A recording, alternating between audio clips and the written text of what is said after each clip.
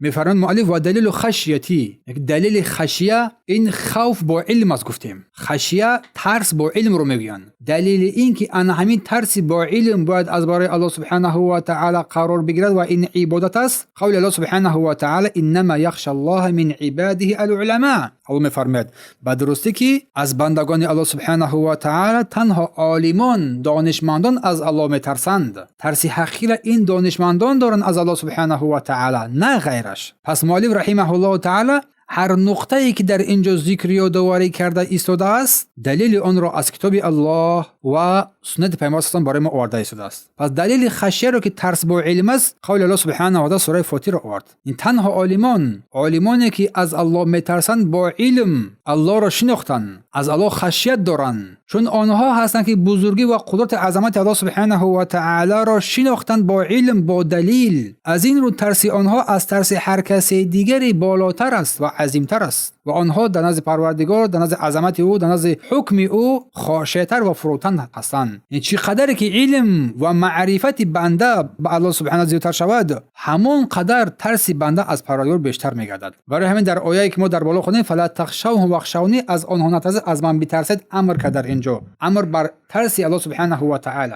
فلا تخشوهم، از آنها نترسید، عمومی است. نباید انسان احساس ترس از مردگان، از شیخا، از پیرا، از قبرها، از هر کس دیگر نماید. بارک الله فیکم.